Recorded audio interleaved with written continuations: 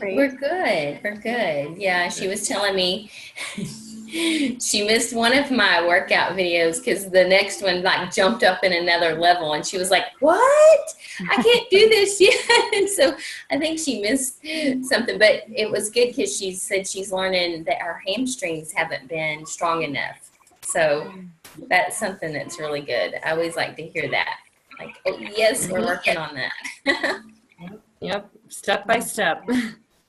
For sure. And guess what? I didn't get a headache. You didn't? Good. Oh and my this is goodness. like the first week? This is, so I should have gotten it, at some point in the last week, last 6 days, and I didn't get it. And honestly, I was like, every time I felt like it was coming on, do you know what it was? It was the windshield wipers exercise with my feet. Oh. Seriously, that's what did it. I knew it because I could tell that like that muscle, I call it the Optimus Prime muscle. I don't know. It's called the Optimus, whatever. That one. I heard somebody call it an Opteratorsaurus something. Yeah. Optimus Prime. I love that. Opterodon. Yeah. It doesn't really matter. You can just call it Opterator or Alive, whatever. I knew because it felt like it was that, I could feel it just tight right on the back of my head. And I'm like, I bet that's like my mirror. You know what I mean? It's at the top of my back, at the bottom of my back. So every time I felt it coming on, I would just lay down and do that until it went away. And I mean, I did that like. Interesting, because I've never thought of doing that together. That's good. Because you never what? Well, no, like I would think like, oh, you got to work up here. But again, like I learn more sometimes from what people tell me. So that's really intuitive that you did that to figure that out. And then that you found the relationship with your low back and your pelvic floor into your neck. Yeah. So why wouldn't that work? Because if your jaw is clenched, your pelvic floor is clenched. So if you unclench your pelvic floor, guess what else unclenches? So yeah, I like that. Yeah, that's what I was thinking, because this one chiropractor I went to when I lived in Virginia, she was so awesome, and she said your body is mirrored top to bottom. So she said, for instance, if people are having neck problems, she's like, I always work on their neck, but then I always do the bottom of the space of the spine. So she's like, or if you're upper mid back, then it's your lower mid back also. She's like, your body kind of mirrors itself. So I just had that in my mind I was like, if it's hurting up here, I was like, I bet it's, hips and pelvic floor. But I was thinking hips specifically, but the hip muscles on the inside that you showed me just kept sticking in my brain. So I was like, I'm going to do the windshield wiper exercise. And that totally did it. It totally released like the whole back of my neck. That's awesome. So that is, I know, I always tell people my clients have been my best teachers. Yeah. Really, they have. Oh my goodness, that's awesome. That is. I really like that. I'm gonna have to apply that to myself. So. Yeah. And I did, and sometimes I did it like 30 times. I do it in like 30, 40 times, and just like try to relax my entire body. Yeah, try to really just relax and get in alignment, and then just do that like 30, 40 times. And then with the feeling like it was always when it was coming, not quite there yet. And I would just quickly do it, and then that feeling would go away for a while, like even half a day. So when I should have gotten it, I did it like 3 times a day. Good. But then I didn't get it. Good. So it kept going away. Did you try the other things too? Did you try the neck stuff? Yeah, I was doing like this thing. Mm-hmm. And the fist one, that feels really good. And then the pushback of the head. So but that I would do just kind of all the time, or as much as I could, do. And then, yeah, so great. I mean, I think I've had a headache every single month for almost 4 years. So. Okay. That is awesome. Very cool. Yeah. All right. Except this one. What's that? Except this one, so that's good. Oh, except this one, yeah. So, and the key, I do think the key is stopping it from coming on. So you figured out what works for you before it gets rip-roaring angry, So, yeah. Like I was at a ball game last night, and these lights are flashing, and I'm like, I mean, I can't believe the visual stimulation that we have in our society, like between our phones, our technology, like, and there's a lot with vision and headaches and stuff. And I'm not the neck expert, I'm more of the pelvic expert, but it's all connected. So, maybe by doing that exercise more regularly, people that have the visual stuff, that could change it too. Because again, it's just changing the brain. So if you change the brain, you change a lot. So you're changing that information coming in, whereas like, we're getting bombarded all the time. I mean, like these lights were flashing red and green, and they're like, let's get ready to roar. And I told my husband, I had to put my sunglasses on, and between the lights overhead, it was so much, like I was trying not to get a headache, and I didn't get one, but I feel like visual stuff could bring it on too, for me. So, like I could be doing fine, and then all of a sudden I get like strobe lights, and then, or like lights from a police car or something, and my eyes are all weird, and then I get starts like in my eyes. But yeah, I think that's a really interesting observation. I love it. That's good. And I definitely think the key was before it came on like fully, because maybe it would have helped during like a full on headache, but it was just like kept trying to tell my body like, no, you're relaxed, you're not gonna get your head doesn't hurt, you know what I mean? Just like, no, you're not getting tight back here, you're loose, you're relaxed, everything's relaxed, your pelvic floor is relaxed, your hips are relaxed. I just kept telling myself. That's awesome. Yes, I don't know, that helped a lot. That's good. Yeah. What did you put a ball between your knees when you did it, or? I didn't. Okay, so just. Yeah, I just did the lay flat on my back and just with the breathing. Yeah. Yeah. And honestly, the breathing probably did a lot for you too, just by calming down your nervous system. So, I mean, there's two pieces to that, it's the mirror effect, and then it's the fact that you were breathing your way instead of panicking, because in the past, maybe you're like, oh no, it's coming on, and then you tighten up more. So that's good. Yeah. Yeah, I think so too. Yeah. And so is it helping your pelvic floor? Are you feeling any better in that regard? I am. It feels looser. I mean, sometimes, I don't know, like sometimes it'll feel looser. And then like yesterday I went to the bathroom and it's like my pee just went like straight out everywhere. You know what I mean? So I was like, what the heck? But I don't know, kind of like you said last time, it's like, it's weak. Is that what you said?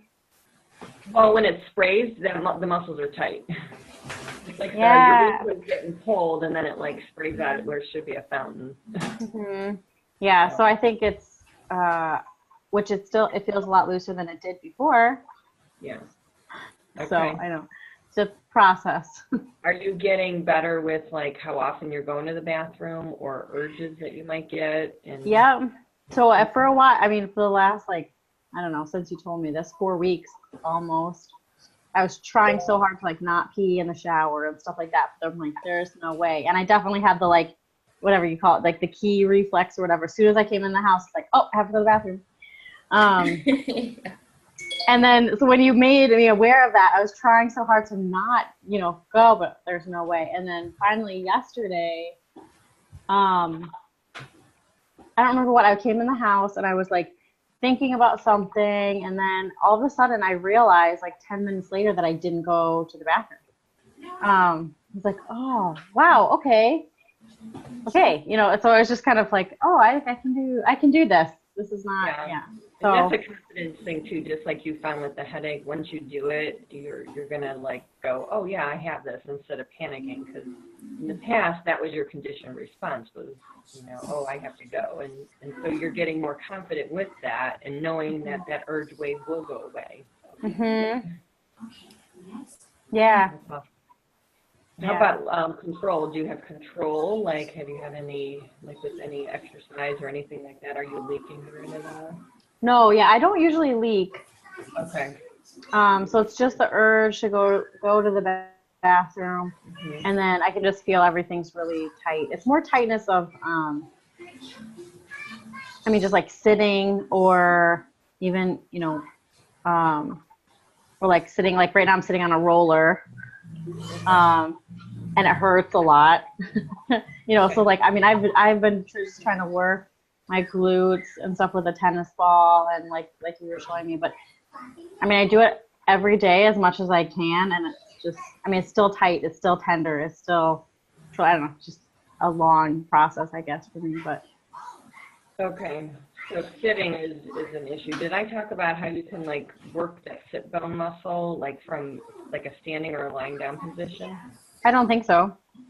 Because it's again the operator, if you think about it. So, yeah, so every now and then I got to do this too, where I like grab a hold of my sit bone, and I either move forward, or I just grab a hold of it while I'm laying on my stomach.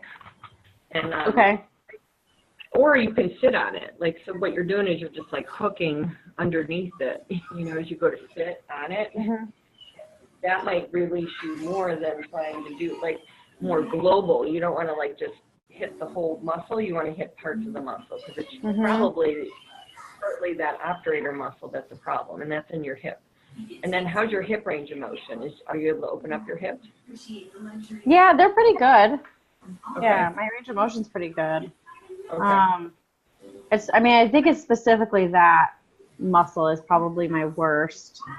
And then along, so like the sides of your hips where there's that indent flesh part, they're all along my back, like my butt, the top of my butt. The piriformis and the... Yeah, that's super, super tight. Okay. Always.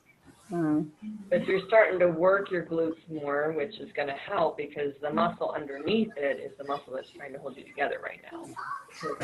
You can get the piriformis calmed down. The piriformis crosses the pelvic floor on the inside. Yes, that's probably yes, okay. I see. So is that you're saying like strengthening your glutes will help that? Or?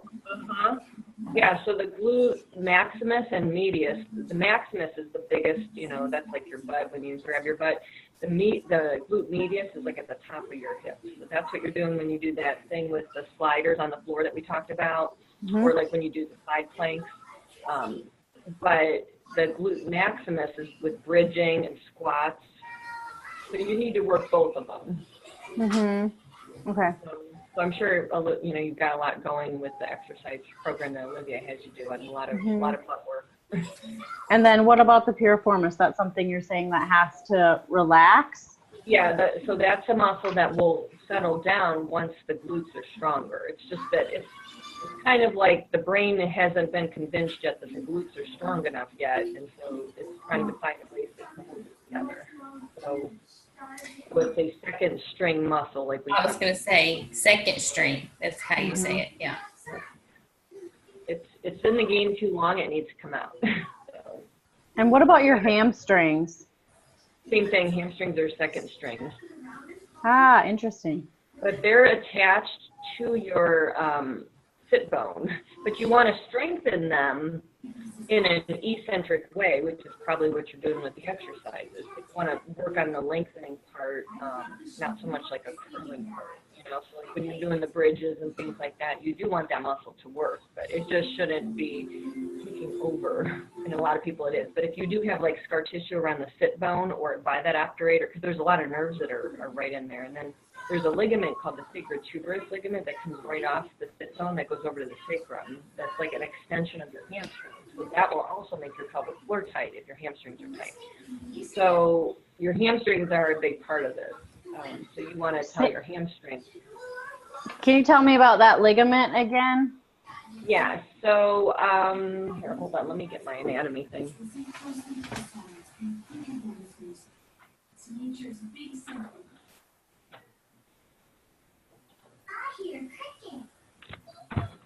All right. So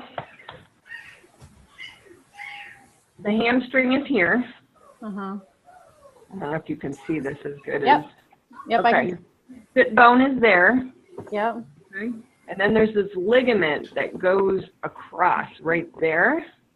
that is kind of like a secondary hamstring muscle, but they call it a ligament. And so the piriformis is right here, and the glute medius is right here, and then this is the glute maximus. This is what I was talking about. This is the big butt muscle, and you can see how your back, like a lot of people will say, oh, you got to strengthen your back, but really to strengthen this, you got to strengthen this and your lats.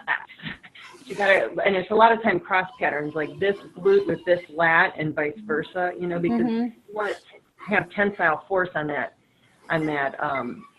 you call it like thoracolumbar fascia. So you want this to kind of tense up, but you got to have a glute to do that.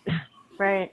Yeah. But, all those muscles. That's all that hurts. Yeah. So the sciatic nerve comes right under here, and then there's a pudendal nerve that's in there, and then there's just a lot of stuff right in that little area. So get your hamstring released. I've been working on trying to experiment with mine too, because I have a tight hamstring. I'll show you what I do. So you can, again, anytime you tell the brain something, that's going to help. So if you go on your back, and you can get a hold of your sit bone, and just the outer part of your sit bone. So like, you feel your sit bone. I can feel mine because I don't have much of a glute. I'm still working on getting my butt there. But so right here, I found my sit bone. If I go out of that, that's where the sciatic nerve sits. That's what is making the hamstring tight. So if you pull your knee to your chest, as you kind of like put pressure and glide it, that might help free up your hamstring.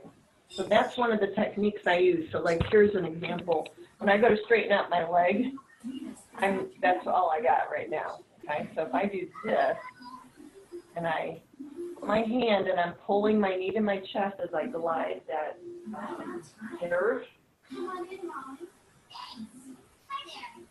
I just do that a couple times. My leg is straightening up. It's not pulling as much. I don't know if you can tell the angle of my knee where it went, but.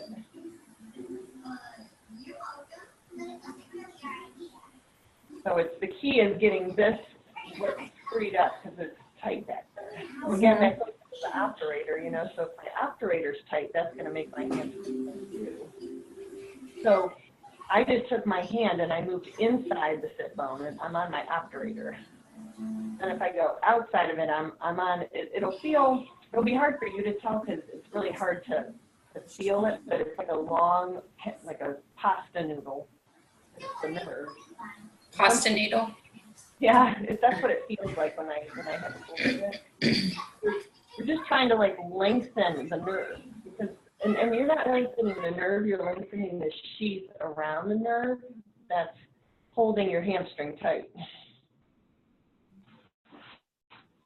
So something like sense? Yeah, so something like a ligament,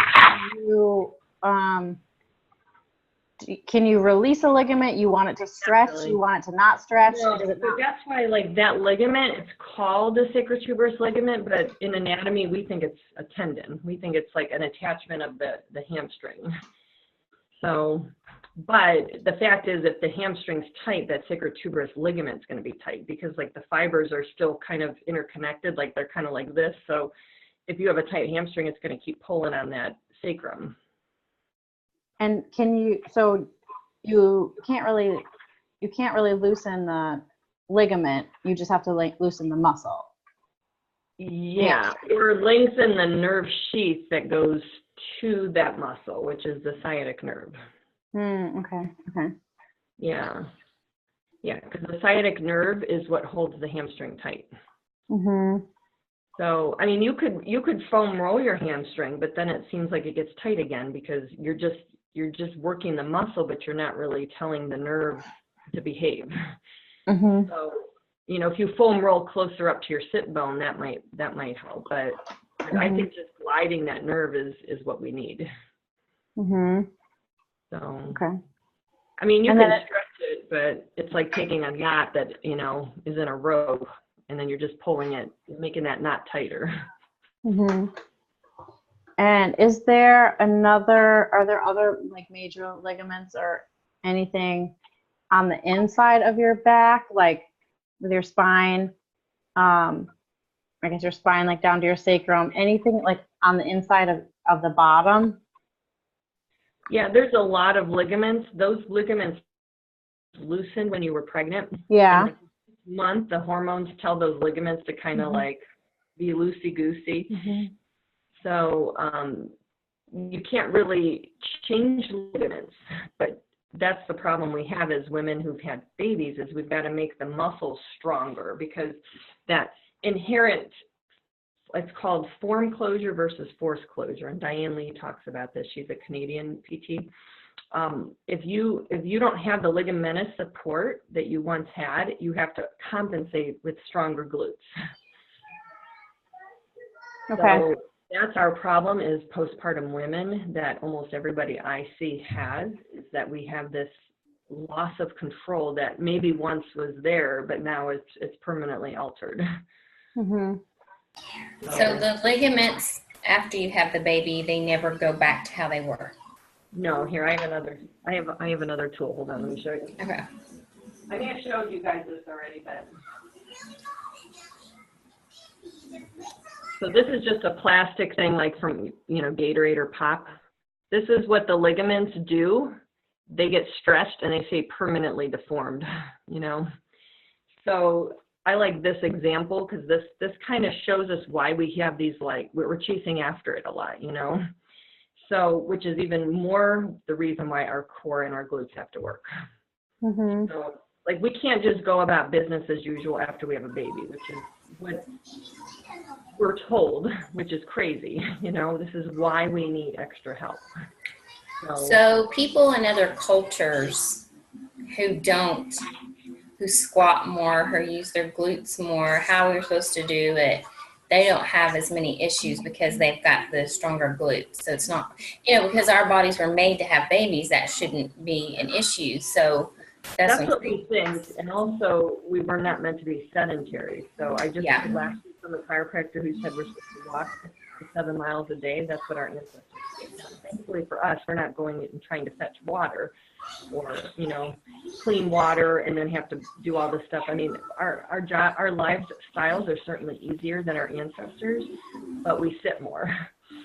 So this chiropractor, and this is an interesting thing, because he said, he'll have patients that'll say, oh, I have knee problems, or I have hip problems, or I have this problem, and then they go on vacation, like to Disney, and they walk 6 or 7 miles a day, and they come back and they're better. And he's like scratching his head going, well, why? And the sense that he can make, and what I've heard a lot recently, is when we look at movement and the way our body was designed to work, our bodies were meant to move, and move like in a large quantity, not like these small little movements, so it's not enough to go take a little walk. I mean, we're supposed to be walking and moving our bodies that much. So maybe that's part of the problem, and part of the problem is, moms are soccer moms and baseball moms, and we get in the car and we have to haul all this stuff. So we're not moving our bodies as we should, but we're doing more stair climbing, and we're doing more lifting and not enough walking and really squatting, So, but yeah, I think other cultures, we don't have the pelvic floor issues we have because they're squatting a lot more. So it's really how you can find, movement. How can you get those big movements in your everyday life? I mean, that's important. And I know that, Katie Bowman's huge on that, about movements. Yeah. So those little sliders and the washing of the floor, it kind of mimics a walking pattern. So, I live in Ohio. Ohio, we have snow. I mean, it's unpredictable. Even in our summer, we have, like, the last 5 days we've had clouds and rain, and you never know. You look at the radar and you're not sure if it's going to rain. You can go out for a walk, and then it could just suddenly cloudburst on you because it's humid. So weather does impact a lot of what we do. Now, I could certainly have appropriate clothing, like in the winter. But I love to go hiking in the winter here. You just have to have the right clothing. Right. But we get into the sedentary thing where we're not moving, and I'm guilty as anybody else. It's like I come home, and after working, I get in my house and I hibernate. Well, and yeah, it's totally a lifestyle thing, because even moving here to Poland, like we were walking everywhere. We didn't have a car. And we were trying to find an apartment, so we were going, even when we used public transportation, we still had to walk a ton, like around the city, going from this flat to look at places, getting back to where we were staying. And we walked, 6, 7, 8 kilometers a day the first and you probably the first 2 weeks. And after 2 weeks, my husband and I both, we had to buy a new pair of pants because we couldn't literally keep our pants on. Like, they were like falling off of me with a belt. And so I was like, I have to buy a new pair of pants. I did. I bought just one pair. 2 weeks later, I had to buy another pair of pants because those were too big. Okay. And so that happened like every 2 weeks, like 1, 2, 3 sizes. I mean, literally, I couldn't even wear them. And it was like just the only thing we changed was that we walked everywhere. And what I learned too is learning how, because we sit with our booties tucked all the time, and women are they're not walking correctly. Like they walk swaying their hips side to side, so they're, these hip muscles aren't strong. So learning how to even walk correctly and activate the glutes is huge. Because even like how you stand with the booty tucked, that makes your butt be flat, not using your glute muscles. So, it's a skill, having to learn how to do that too. So strengthening all those muscles. Mm-hmm. Yeah. But I mean, that's better than nothing. I mean, that's that's amazing. Yeah. And here, I don't know about you, but like I think about, I'm going to go walking here. Probably hot. It's hot. We have horrible mosquitoes. And I try to do everything naturally with essential oils. But if you don't live in the South, you don't understand how bad the mosquitoes are. They were swarming us last summer. And I mean, people were coming over to us saying, can we use your, bug spray? I mean, it was the only thing that will keep them away from us. And so you have to always think about that before you go outside. I mean, you can honestly feel the weather and think, oh, it's mosquito weather. And then, you've got traffic or whatever. So you just have to find good areas to walk in, because I think, I'm going to walk to the store, or I'm going to walk here, but it's just not a really great. Yeah, the U.S. isn't made for walking. No, it's just not. Especially in coming here, everyone walks. And even, it's funny just observing people who, I'm like, that woman just had a baby. That baby is tiny. And they go out for walks every day with their babies in their strollers, and they walk and they push them. And that's like a cultural thing that children need to be outside walking. And that's amazing. As a little baby. And the woman looks like she never had a baby. I mean, she looks like she was never pregnant. So I'm looking at her and I'm like, that baby is maybe 6 weeks old. So it's like they go into like a hibernation for like a few weeks, and then they come out and then they're walking every day. They look like they never had a baby. And I'm like, what are these people doing? I don't know what they do here, but it's just, I don't know. Everything that they do is centered on like maternity. Like it's about mothers being relaxed and stress-free, and they have a lot of time off from work, and it's paid, and you know what I mean? So like they don't have a lot of stress, so they can take time off and heal, and then they look great. I mean, and I kept asking my friend who had a baby in December, I was like, how do you feel? Do you feel okay? This is your 4th baby. You know what I mean? Like, she's like, yeah, I feel fine. I mean, like, are you, but I'm asking, I'm like, are you in pain? Need to recover? And then she was like, no, I'm fine. I feel fine. Nothing. So then I was asking her everything, what hurts? Tell me, how do you do this? So she's telling me more just about their lifestyle, and it's just totally different. Yeah. A lot less stress and a lot more walking and movement. Yeah. We work too hard in the U.S., that's for sure. But I guess I was asking about the ligaments in the back, because sometimes I can feel, I don't know, this is weird to explain. So like when I was in labor, I had the pain, really, really bad pain on either side of my sacrum. Okay. And my doula was like, oh, those are your ligaments or something like that. She said something about it being a ligaments in your back holding your uterus up from the back or something like that. Yeah, there is a ligament called the sacrotuberous ligament. But that And goes so, okay, so sometimes I can feel that same spot being really tight again. So So I I would don't, release the front of you because that's where that, when I mobilize that on my patients, I have them on their hands and knees, and I have one hand on their sacrum and one hand on their uterus in the front, and I'm trying to like stack the fascia to pull. So what I do for myself is I actually, and I'll show you, I do it laying down, but I kind of scoop right above, like kind of by my belly button's here, so kind of like right below my belly button, and I pull up. okay. And when I pull up, I pull this way and I pull this way. So right now, I can really feel a tug on my left hip, which is part of my left hip issue. So as I pull up, I feel like this wants to keep pulling down. So I want to pull away from it. Okay. But I do that laying on my back, and I have my hips up on a pillow or a yoga brick. Okay. And so that's where it connects to, is right in the front? Well, it's behind the uterus, but if you help free up the uterus, and that'll help the backside. Okay. Because it's attached. Okay. I Like see. menstrual cramps, a lot of times could be in the back because of what's happening, with the uterus in the front is tight. So there's When nowhere I'm in the front that it attaches to that you can. Yeah, it's kind of like retro. It's behind the uterus that it attaches, but it's if the uterus itself is not mobile, then that's going to pull on your sacrum more.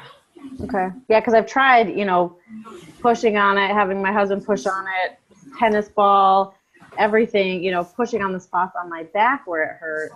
Try releasing the front, that might help it. Okay. Okay. And then that will make your core work better because your core won't function properly if it's all tight with scar tissue in the front. So it's like the muscles are choked. Okay.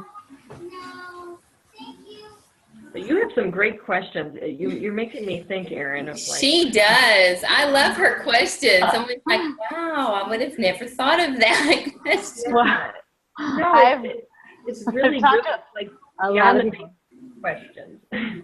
I've been working on this for like 4 years, trying to figure out what's wrong, and I basically have gone to over 10, specialists and experts from OBs to DOs, MDs, PTs, chiropractors, everybody. I've talked to everybody that I can, and I feel like I have to.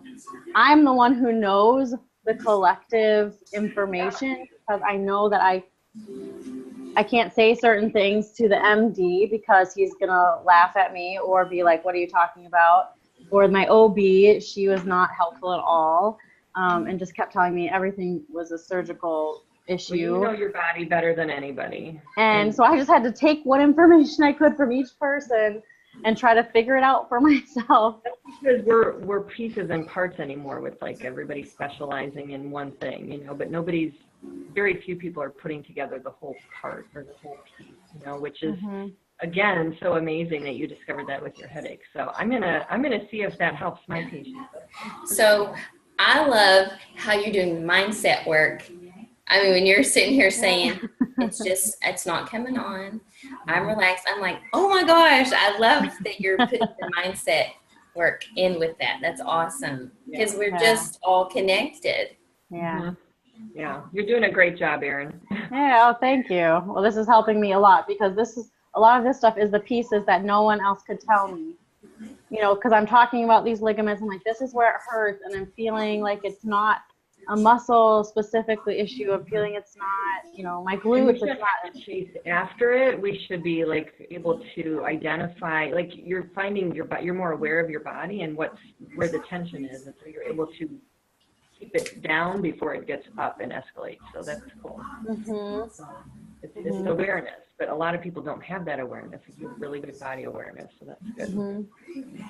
So as far as I guess it's like kind of comes down to like 3 different components, right? So it's like strengthening, loosening, like relaxing, either rolling out or pressure or whatever, and then I guess releasing, like you're saying, like kind of like scooping up different parts of your body and just releasing your organs, releasing things. Is that giving your body movement, freedom to move. The freedom to move. Okay, the fascia part maybe. So, so is that what you'd say is probably like it's like this journey that you have to do for your whole life to just keep doing those 3 things? It's and not your whole life. It's a lot of work right now, but then it'll be more automatic.